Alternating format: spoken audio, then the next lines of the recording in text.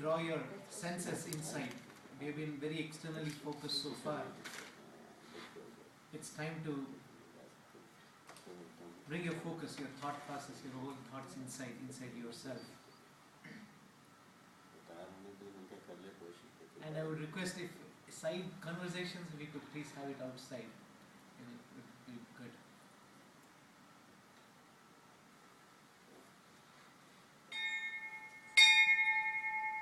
Om Namo Narayanaya.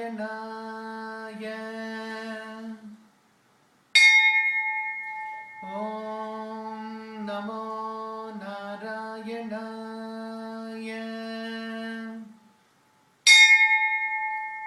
Om Namo Narayanaya.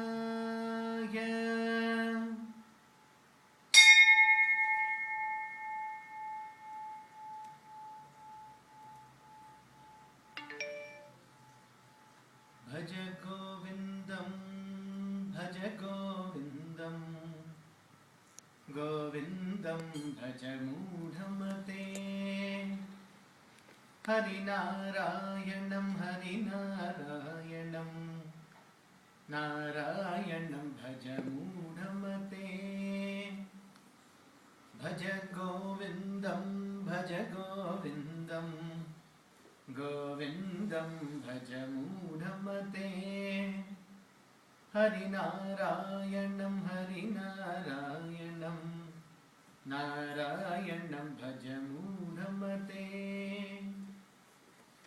Geyam Gita Nama Sahasram, Deyam Shripati Rupamajashram, Deyam Dina Janaya Chavitam, Neyam Sajjana Sange Chittam. Bhaja Govindam, Bhaja Govindam, Govindam Bhaja Mudhamate. Harinarayanam, Harinarayanam, Narayanam Bhaja Mudhamate. Narayanam Bhaja Mudhamate. Narayanam Bhaja Mudhamate.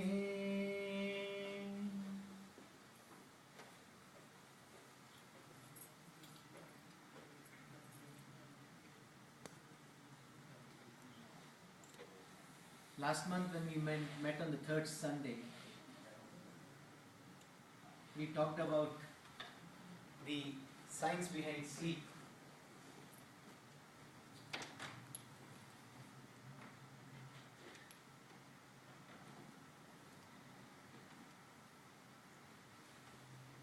And I have shared with you this particular Pratima. So this one is Lord Ranganatha from Srirangam in Tamil Nadu.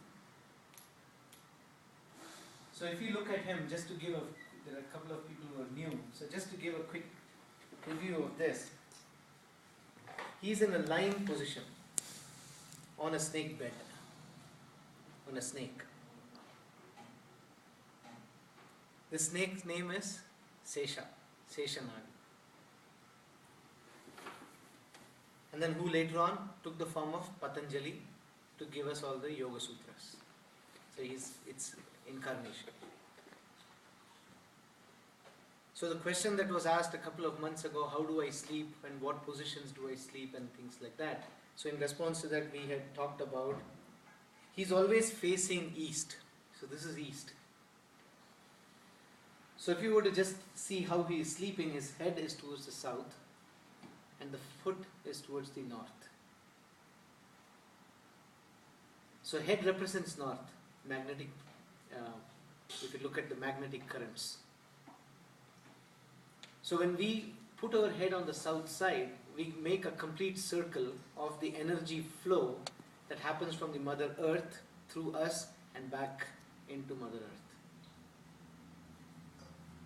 So that's how you sleep.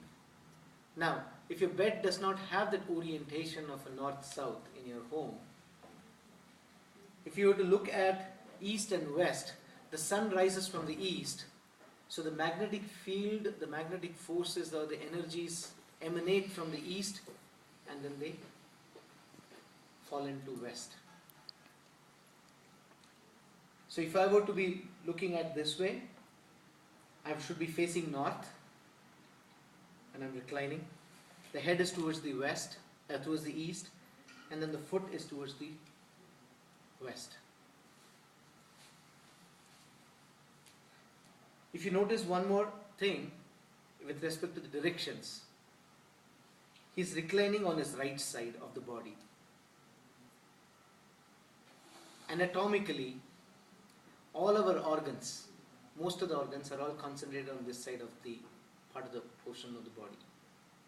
Liver, all those things. So in yoga, if at all one has to sleep, you always sleep on your right side. So that the pressure that is being applied internally massages all the organs. And when you do shavasana, the death pose in yoga, and when you want to get out of that pose and when you want to come back, you always come on from your right side and you rise up. And extended periods of time when you sleep, you also want to ensure that you're sleeping on your right. If at all you happen to sleep on your side, you want to sleep on your right side of your body. That's what this whole thing represents.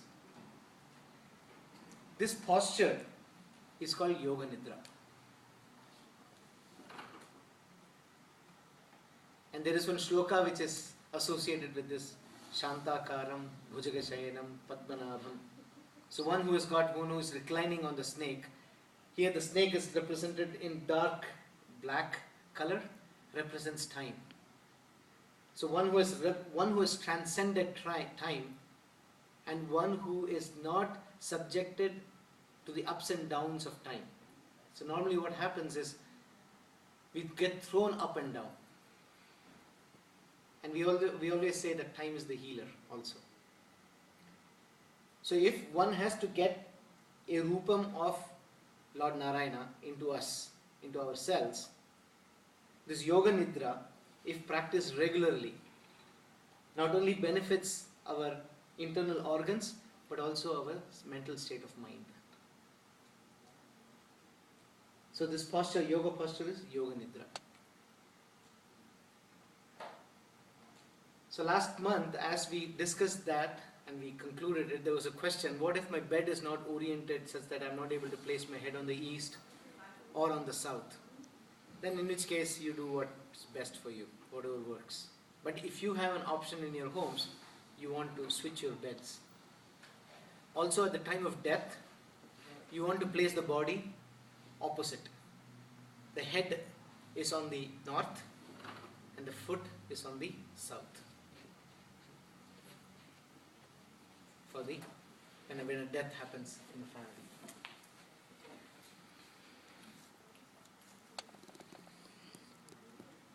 We are not going to talk about what we should do in the night, just moments before we go to sleep, as part of Yoga Nidra, is what we will discuss today, as a continuation.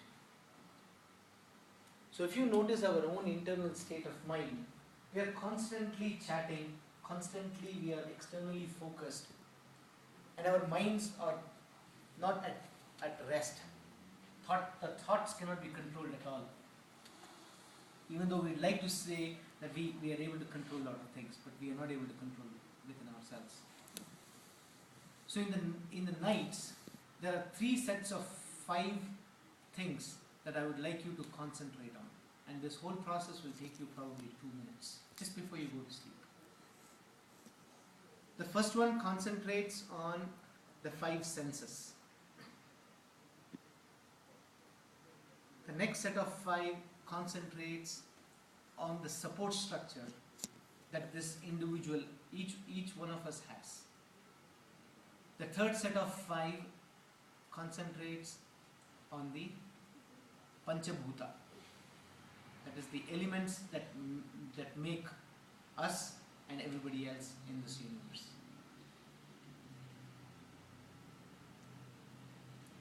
And you offer, when you're concentrating on these sets of 5, you're offering your gratitude for having taken you through this entire day. and given us the opportunity to interact with the external world. That's the intent. So the first set of 5 is you thank your own individual body, your own individual self. The second circle that comes is your immediate family. The third one is your society. Fourth one is the nation, or it could be the world itself. The fifth one is the divine energy, which is the substratum which supports all these things that's happening and that's making all of us function. So 5 sets. So it'll take you probably like 20 seconds or so to just draw your thoughts and say, I thank myself, I thank this physical body, I thank the family that's been supportive of me, parents, children, grandchildren, grandparents, friends, relatives.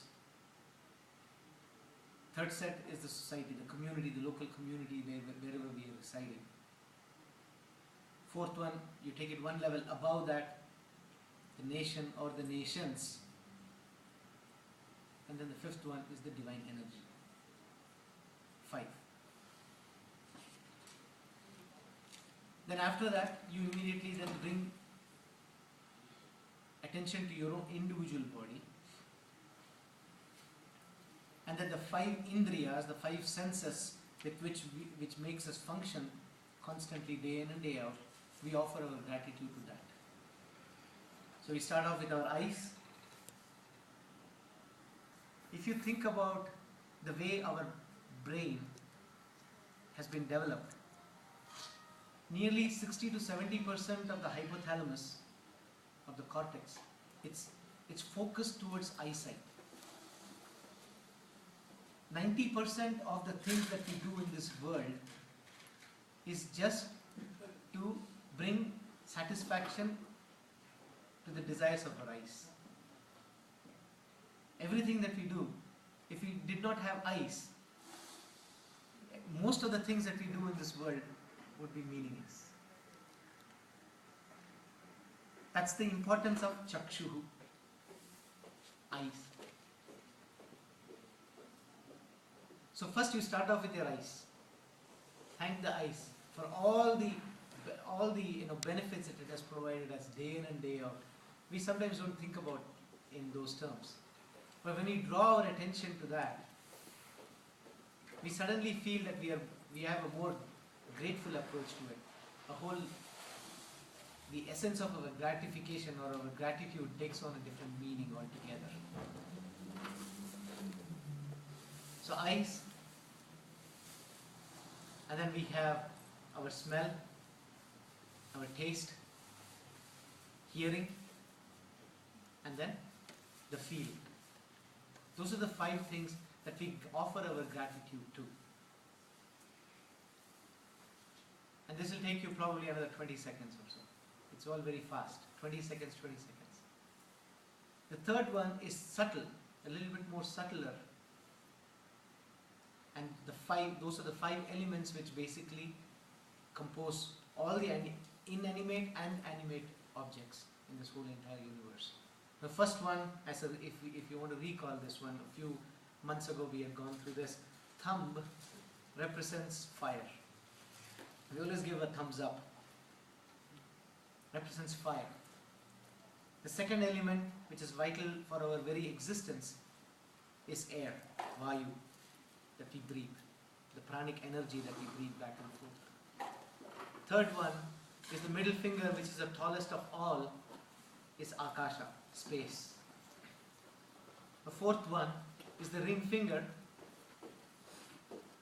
that's Prithvi, earth. The small finger, the smallest of all, represents water. So you have fire as thumb, the pointing finger as air, vayu, middle finger akasha, space, ring finger earth, prithvi, and the pinky finger, the smallest of all, water. And then you offer your gratitude to these 5 elements. So those are the 3 sets of 5 that I would like you to practice after you've done all your chores, after you've done all the physical activities that need to be done, and just when you are about to go to sleep, when you're by yourself, not in the presence of anybody else. At that moment, you draw attention to these 3 sets of 5 in order to be able to practice Yoga Nidra. And as you're doing it, you just close your eyes and you kind of internalize yourself, and your thoughts will start to kind of settle down, settle down, settle down. Because a lot of times what happens when we go to sleep, we have a lot of other thoughts that keeps going on within us, and sometimes we are not able to sleep well. One of the main reasons why we ring a bell, even in a temple or and whenever you ring a bell, you always do it in a very harmonious manner, not very loud or anything like that, so that we can absorb the vibrations.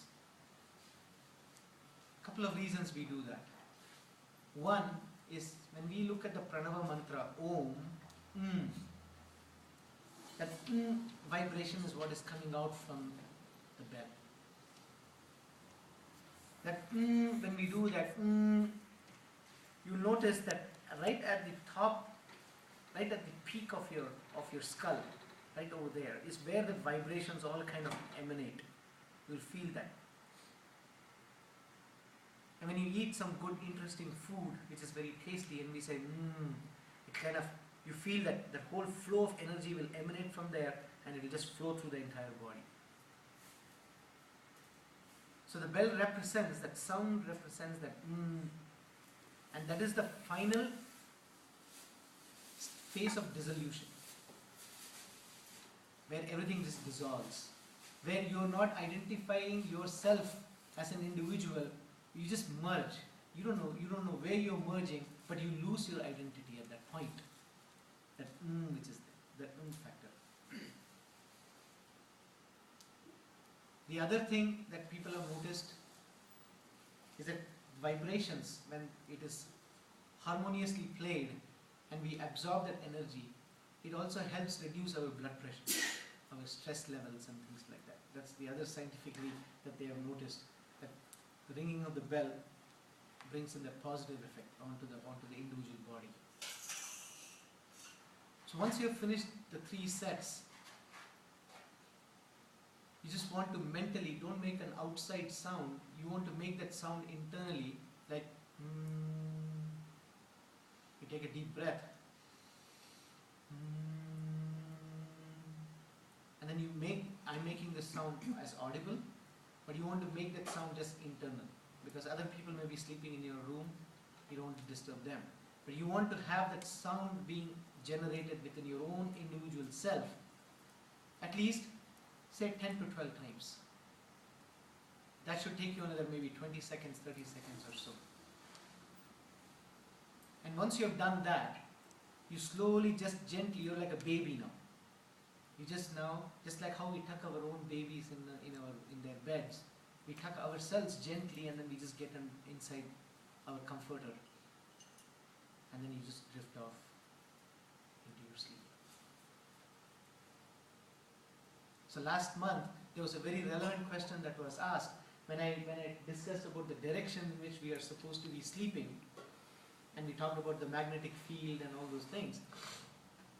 The question that came back at the end of the session was, my mind is wandering, and sometimes I get stressed out. What do we do? So when we talked about Yoga Nidra, and that we're going to talk about it further in the today's session, it was a natural following of that question. Because this physically moving our beds to a north, to a south facing or an east facing, will only take care of the physical aspects of our body. But the other 3 things that we just now talked about will take care of the internal process, the emotional, the psychological, the physiological. All those 3 things will automatically be taken care of. You practice this on an ongoing basis. 2-3 months, 4 months will go by. Sometimes you'll forget it. It's okay if you forget it. but then you will pull back yourself and then say, tonight I'm going to do this. And slowly you will see a sense of calmness that comes into the individual self. You shall be able to sleep better. And when you're getting up in the mornings, we are able to get up even more, in a more refreshed manner. And despite having slept for like 7 to 8 hours, we always sometimes when we get up, we are tired. We feel tired. One final step that I would like to share, when you get up in the morning, first thing in the morning, give yourself the time to settle. So you always are getting up from the right side. So when you're lying flat, remember he's lying on the right side of his body. The right side of the body is where all the organs are. So when you're sleeping on the right, the massage is happening internally. And when you're getting up, you try to get up from your right side, if it's possible, which is in the bed, if it's possible. And then just sit down on your bed for a couple of minutes. Don't immediately get up and go to brush your teeth or other things. Don't do anything. Give yourself the time. It's time to be selfish. All the time we are doing stuff for other people. This time is for you. And if you're able to get a massager, it's called, there's a two-head massager with a hand. Generally comes during Christmas time is when it comes, in Coles and certain other places are there. It's got two heads. Massage your entire body, back, your thighs, all the way down, all the way to the limbs, your hands, your fingers. And you will see that you will be rejuvenated immediately. That process of doing that first thing in the morning before you do anything else in yoga is called gharshan. Gharshan. Gharshan. Hindi malum hai to gharshan. Okay. Gharshan is one of the first things that you do.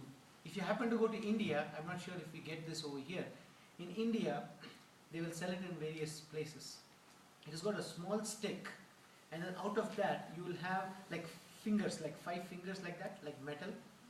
I think I've seen it here too. Here you get skull. For your skull. Take it and do it. And you will experience the magic. It's mind-boggling. Try doing that too. So your whole system will get rejuvenated. So right from the time when we said we want to sleep, to the time when we got up, to the time we get up, and we do all these things together, we come full circle. And there is a beautiful well-being that gets generated in your system. And it's beautiful. So that whole thing will help us achieve Yoga Nidra. So this posture, before a couple of people you came in, this posture in which he is reclining is Yoga Nidra.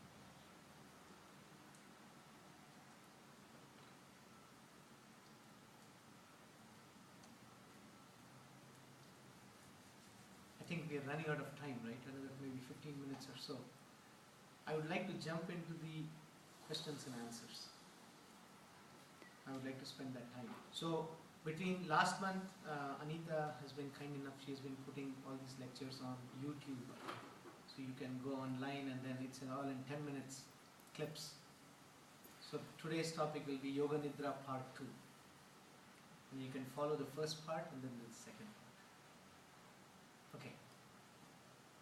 What questions would we have? Anybody? Can you do anything Vaastu Sastra for them too? Okay. In terms of Vaastu, if you want to really follow it, some of the basic things that you want to follow is when you buy a home, the first thing is the plot. The plot should be exactly rectangle or square. The length and the width should be same. Sometimes they sell 70 by 125, but on the other side it will be like 80 feet. It will be a little skewed. So you ensure that your plots are exact squares or rectangle. The other thing, if it's possible, we talked about the north-south orientation of Ranganatha. The house, the doorstep represents head. Face it towards north. So north-facing home instead of a south-facing home. Go for a north-facing instead of a south-facing. Don't buy a south-facing. When streets are coming in, sometimes we have a home on the intersection where a street will come into a T intersection, and then right opposite you will have a house there. You don't want to buy any of those houses. Not just the house, but the entire plot should not, even if a little portion is on a T, don't buy that house. It's very interesting that you asked me that question. A few years ago when I was looking for a home, when the realtor started to show me, we would have walked through over like 150 or 160 homes. We had just gone through it. 99% of the homes that he was showing that was coming on sale was either on a T or it was south facing. It was very interesting. Energies will not stay in those locations. Right or wrong, it does not matter. Energies will not stay. It's all about energy. Think about energy. It's all energy. Other thing, when you're buying a new home, if it's possible, let your home, your plot be in the middle of a street. Meaning, if you have like 11 houses, let your home be the 5th house or the 6th house. The fence that is on the perimeter of your home, let it be with brick walls. Sometimes we have a park right behind it, our homes, or a lake behind our homes. Energies will not stay. Energies will go away. So you want to be able to contain the energies that's there. So that's some of the guidelines around. How about the cemeteries nearby? How far? Do you stay away? Cemeteries. Cemeteries. You want to stay away. You want to stay away from that. No, I'm just saying. Yeah. Again, it's a very valid question there. Oh, 1 second. We'll come to that. When you go to Painted Desert, have you ever been to Painted Desert? Yeah. If you go to the visitor center over there, though that's long time ago, that whole thing it's been buried, right? The petrified forest and all those things are there. You will have numerous people who write certain things. I took a stone from here and bad luck came in and things like that. And I'm returning the rocks back. And if you go to the visitor center, you will have a lot of people who have written those numerous things. Cemeteries and other places where they're located, the energies again will not be right. Or like a cremation ground and areas like that, you want to at least be a mile away from that areas. It's better to be advisable to do that. Yes. So when you talk about north facing and south facing, so when you say it should be north facing, when you're coming out of the house, you should face north. Yeah. Your main doorway should be north facing. North facing. Let's come into the house. When you are inside the house, if your kitchen can be on the east side of the house, where you're cooking facing east, preferable. Facing is not in the east. Face your If it's in the east, is that okay? No, Huh? cooking The range kitchen. should be cooking east. range is Cooking on the range east is in side the east. of the home, so you're facing east and you're cooking. No. East side. And the Oh, whole kitchen okay, is should be okay, towards the east. okay, It was the east.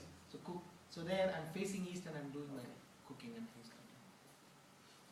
Bhagavan, your temple that you place, preferably south facing, north facing, which is good. Or if you're doing east-west, in a temple, Bhagavan is always east facing. In a home, may he be west facing. The reason is, you have to do lots of puja, lots of bhojan, and offer it to the Bhagavan. So this one is not right. That's okay, no. I'm just saying. Temple is always exception. That's No, always- I'm just saying. I'm talking about the Even homes. temple south won't face. This is a west, east, This okay. is west. It's east, yeah, This east, not west. This is south. fine. This is west. This Yeah. is fine. This is fine. They Asha, never do south. This is Yeah. fine. This is This fine. is You will the never west see a is south the facing Nicola. one. So west is तो okay. West is ये तो fine. ठीक है मंदिर सूरज किधर से निकल आया Yes, Yeah, sir. east. ये ठीक है. ये west है, is facing Yeah. west. West is fine. Yeah. But if it was south, they wouldn't have done They it. would have done it. But again, here also, That- because that- so happened, I was in the committee that time.